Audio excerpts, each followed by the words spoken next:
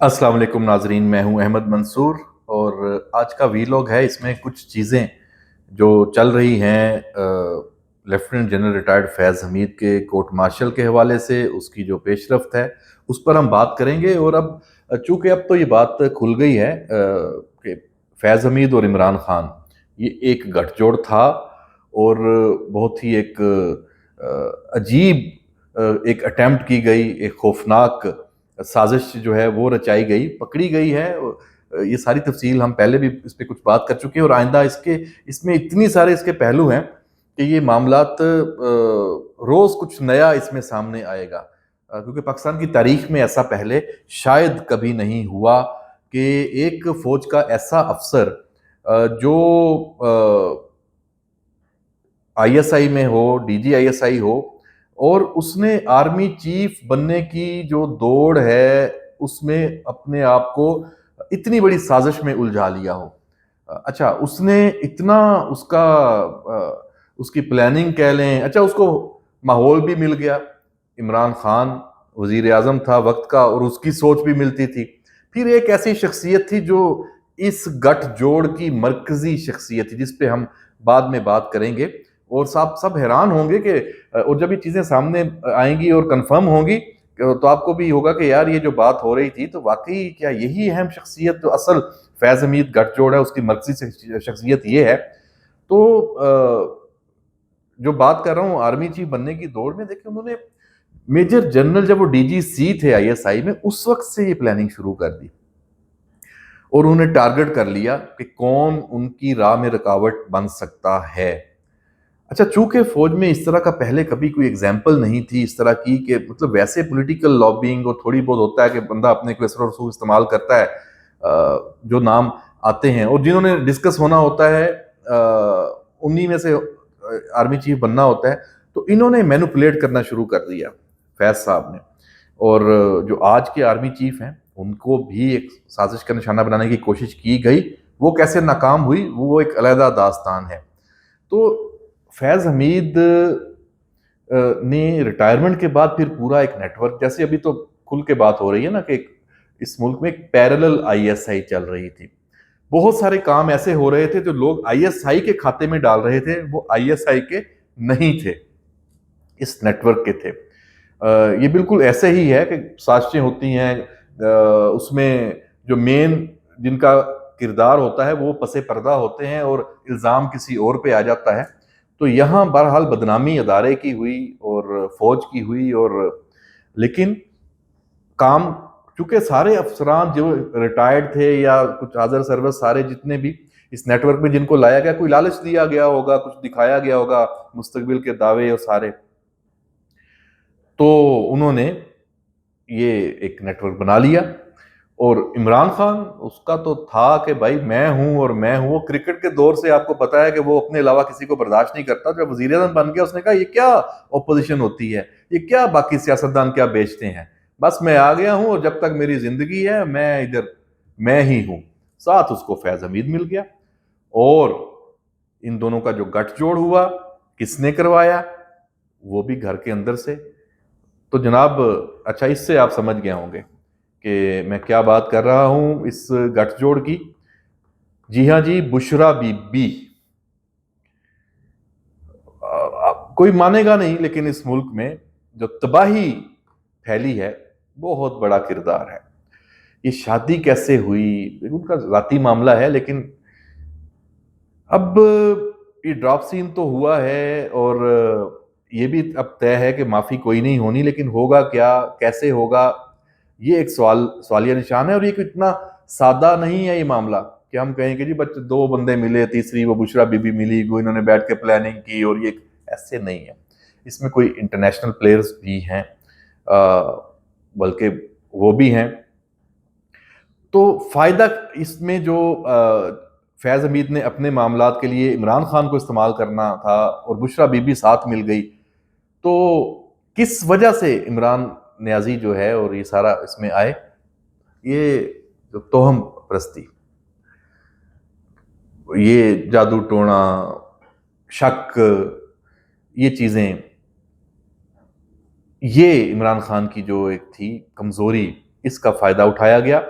और इसमें जब देखा, डीजी आईएसआई थे, डीजीसी थे उससे पहले जनरल फैज, उन्होंने कहा कि भाई बुशरा का इतना कंट्रोल है इमरान खान पे, लो भाई मामला इधर तो हल हो गया। ये शुरू होती है कहानी यहां से, जो इस मुल्क में आज हो रहा है, आज जो कुछ जहां पे हम पहुंचे हैं, ये कहानी यहां शुरू हुई है। फैज हमीद ने बुशरा बीबी में अपना और अपने सारे गैंग का, अपने नेटवर्क का, अपने टारगेट्स का, अहदाफ का उसने फ्यूचर देख लिया।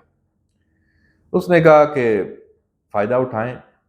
अच्छा, न्याजी को लालच ये था कि इक़्तिदार, मैं जब तक हूं इक़्तिदार में हूंगा, सियासी फायदा, वो अपनी तरफ से ये समझ रहा था कि मैं फैज को इस्तेमाल कर रहा हूं, और वो समझ रहा था कि बुशरा बीबी इसमें मेन प्लेयर है, तो मैं इसके जरिए फैज को काबू किया हुआ है। वो ये समझ रहा था कि जो बुशरा बीबी के जो जिन्नात हैं, उन्होंने डीजी आईएसआई को काबू करके उसको दिया हुआ है। भाई ये एक अलग दिलचस्प कहानी है, और इसके चिल्ले चिल्ले की कहानियां भी सामने आएंगी कि चिल्ले भी काटे जाते थे इस मामले में, दिखावे के लिए ना। तो इमरान को घेरने के लिए, कि उसको ये यकीन दिलाने के लिए बुशरा बीबी चिल्ले काटती थी, और फिर फैज उसी तरीके से वो बिल्कुल सरे तस्लीम खम इमरान खान के सामने पेश होता था, और इमरान खान का जो वो था इत्माद और एतकाद बुशरा बीबी की सलाहियतों पर, वो और बढ़ जाता था। वाह देखे जी, आईएसआई का चीफ या डीजीसी ऐसे मेरे सामने जो मैं कह रहा हूं वो कर रहा है, वो वजीर आला किसको लगना है, मिनिस्ट्रियां किसको देनी है, बड़ी लंबी दास्तान है, मुल्क किस तरह चलता रहा है, तौबा इस्तगफार। मतलब इसमें क्या उस्मान बुज़दार, फरा गोगी, मतलब अच्छा, फिर मलक रियाज को भी इसमें जिस तरह इन्वॉल्व किया, वो आपने उनकी टेलीफोन कॉल्स भी देखी होंगी, पेशावर का जो डी वो था उनका बहरिया, और यहाँ हीरे की अंगूठी और सारी चीजें। तो जनाब इस ट्राइका में तीनों फरीक ये समझ रहे थे कि वो बाकी दो को इस्तेमाल कर रहे हैं अपने मकासद के लिए। बुशरा बीबी जारी बात है, उसका तो हक था, वो समझे एक तरफ फौज का इतना ताकतवर जनरल वो उसके काबू में है, दूसरी तरफ इमरान खान जिसमें पूरी कल्ट है उसकी, पूरे मुल्क उसके पीछे लगा हुआ है, अवाम और सारा, और वो उसके पीछे लगा हुआ है, हाथ भी नहीं लगाने देते। ठीक है जी, ये जो चीजें थी, तो जो काम भी फैज हमीद ने करवाना होता था इमरान खान से, वो बुशरा बीबी के जरिए करवाता था। इमरान खान ने फैज हमीद से जो काम करवाना होता था बुशरा बीबी के जरिए कराता था। तो ये सारी गेम, अब ये खुली छुट्टी थी, जारी बात है जनरल फैज के, उसका अल्टीमेट गोल क्या था, आर्मी चीफ बनना है। आर्मी चीफ बन के इमरान खान को जब तक इस्तेमाल करना है, वरना टिश्यू पेपर की तरह ऐसे साफ करके फेंक देना है। असल इक्तदार की जंग ही थी, इक्तदार की इस जंग में ही ये सब कुछ हुआ। अच्छा, इसमें वो अपनी सलाहियतों पे उनको इतना एतमाद था, क्योंकि सब कुछ हो रहा था ना जैसे वो चाह रहे थे वैसे हो रहा था। कुछ कमजोरियां उस वक्त की सियासी जमातों की, जो मामलात और बाकी चल रहे थे, उसका भी फायदा उठा रहे थे। जो इस मुल्क की इकोनॉमी के हालात थे, इंटरनेशनल रिलेशंस, बाकी चीजें भी सारी, तो उसका भी वो फायदा उठा रहे थे। तो उनको ये लग रहा था कि वाकई हाँ, सब कुछ हमारी मुट्ठी में है। जनरल बाजवा को ये अच्छा, उनको भी काबू तो किया। अच्छा, जनरल बाजवा ने एक जगह पे ये बात खुद की, कुछ एंकर्स, कुछ लोग, ये इस्लामाबाद में एक नशिस्त हुई थी, वहां पे उसने ये बताया था आर्मी चीफ वक्त के।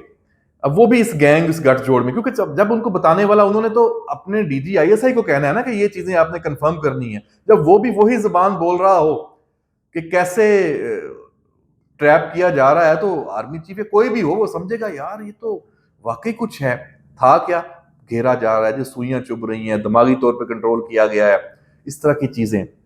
अच्छा, इसमें जनरल बाजवा ने ये मतलब इतना शहर में आ गए, इसमें आ गए सारे मामले में, कि उनको मतलब अपनी अहलिया को भी इत्माद में लेना पड़ा। रात के टाइम वो निकल जाते कि ये मुझ पे जो असर है, जारी पता उनको था कि मैं तो आर्मी चीफ हूँ, कोई गलत कर दिया किसी के उस पर असर में आके, शहर में आके, तो तबाही आ जाएगी।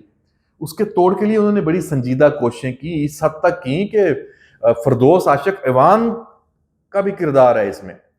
फरदौस आशिक ईवान के कोई पीर साहब हैं, क्या हैं, उन्होंने जनाब जनरल बाजवा के साथ कोई मुलाकात कराई, मिलवाया, जो भी कुछ किया। अच्छा, ये उन्होंने खुद बताया कि किस तरीके से वो इस तोड़ करने के लिए उन्होंने क्या क्या वो सबब उसमें असबाब जो हैं वो उनके लिए कोशिश की। और अच्छा वो कहते हैं कि उनको अच्छा वो ये कहते थे कि जब मैं कोर कमांडर कॉन्फ्रेंस होती थी, जीएचक्यू में सारे फैसले होते थे, सारी पता है फौज भी सब कुछ देख रही है, लीडरशिप सब कुछ देख रही है कि गलत हो रहा है, सवाल उठते थे। तो वो जब आके वजीर आजम हाउस में या बनी गाला में आके बैठते थे और कहते कोशिश करते थे कि भाई समझाएं करें कि भाई मिस्टर प्राइम मिनिस्टर ये नहीं चलेगा, लेकिन वहां पे वो ये नहीं कह पाते थे। इस तरह की भी सूरत हाल, अब अल्लाह जाने ये ऐसा है। मैं जारी पता जब तक मुझ पे ये ना बीते मैं कैसे मानूं, मैं इस तरह के मामलात पे यकीन नहीं रखता। लेकिन जब वो खुद कह रहे हैं, उन्होंने ये बातें की हुई हैं और बहुत सारे गवाह हैं इस चीज के, तो आप खुद सोचें। बहरहाल अगर ये सच है, हकीकत है, तो फिरदौस आशिक अवान के उस पीर को भी सलाम के उनका भी एहसान है इस मुल्क पे कि जिसने जनरल बाजवा को इस शहर से निकाला, और अगर कोई जादू टोने की कहानी थी या कुछ भी था तो उससे वो उनको निकाला। तो उसके बाद तब उन्होंने देखा कि यार ये तो गठजोड़ उनको समझ आ गई। उन्होंने जनरल फैज हमीद को आईएसआई से हटाने की कोशिश की, वहां इमरान खान अड़ गया। और ये जो चीज है, जब जनरल बाजवा की न्याजी ने नहीं सुनी और फैज हमीद को नहीं हटाने दिया, सॉरी, जब जनरल बाजवा ने वजीर आजम इमरान खान को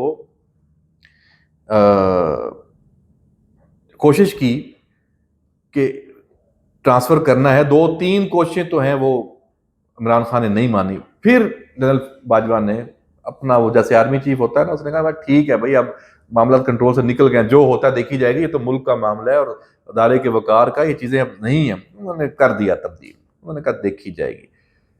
तो इमरान खान, तो फिर इमरान खान उसने फिर खुल गया, उसने महाज खोल दिया जनरल बाजवा को टारगेट करना। मीर जाफर, मीर सादक, क्या क्या नहीं हुआ इस मुल्क में। नए जो डीजी आईएसआई जो आज भी हैं, उस वक्त आए तो आपने देखा होगा उनको भी प्रेस कॉन्फ्रेंस करनी पड़ गई, और उन्होंने भी जो उस वक्त की बातें की थी, आज तो उस वक्त हमें शायद लग रहा था कि पता नहीं क्या चक्कर है, आज आज यकीन आ रहा है कि मामलात कहाँ पहुंच चुके थे। अब तो ये कहानियां इतनी खुलेंगी, इतनी चीजें सामने आएंगी कि दुनिया हैरान होगी।